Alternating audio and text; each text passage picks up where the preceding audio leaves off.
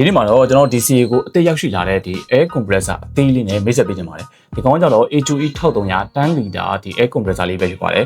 ပြီးတော့ဒီကောင်ကြောင့် noise reduction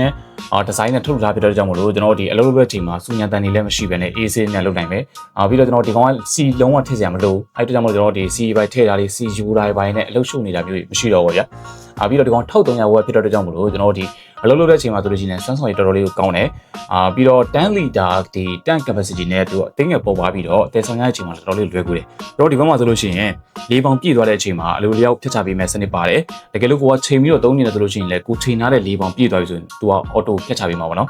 အဲ့အတွက်လည်းတော်တော်လေးကိုကျွန်တော်သုံးတဲ့ချိန်မှာအသုံးဝင်တယ်ပေါ့နော်ကျွန်တော်ဒီကောင်ကိုကားဝတ်ရှော့တွေမှာဆိုလို့ရှိရင်လည်းကားလေးချင်းလို့ရတယ်လို့ပြောဒီကားဆေးမှုတ်တာတွေပြီးတော့ကားရည်ဆေးတဲ့နေရာမှာသုံးပြီးတော့ကျွန်တော်ဒီအိမ်သုံးတရားမှာအလုပ်တွေလုပ်တဲ့ချိန်မှာတော်တော်များများအသုံးပြုကြပါတယ်ပြီးတော့ဒီကောင်ကိုကျွန်တော်ဒီ running ဘိုင်းမှာဆိုလို့ရှိရင်တစ်နှစ်ထိတောင်မှပြီးတာပါသေးတယ်ဒီ running ကာလအတွင်းမှာဒီ user for ကြောင့်မဟုတ်ဘဲနဲ့စပိုင်း error တစ်ခုခုပါခဲ့လို့ရှိရင်ကျွန်တော်ဘက်ကနေပြီးတော့ပြေးဝတာဝန်ယူပေးမှဖြစ်ပါတယ် compressor လေးကိုစိတ်ဝင်စားလို့မှာယူခြင်းနဲ့ဆိုလို့ရှိရင်တော့ကျွန်တော်တို့ရဲ့ pay messenger မှာလာရောက်မေးမြန်းလို့ရတယ်လို့မျိုးကျွန်တော်တို့ရဲ့ hotline phone number ဖြစ်တဲ့399590 350 35ကိုလည်းဆက်သွယ်ပြီးတော့မေးမြန်းနိုင်ပါတယ်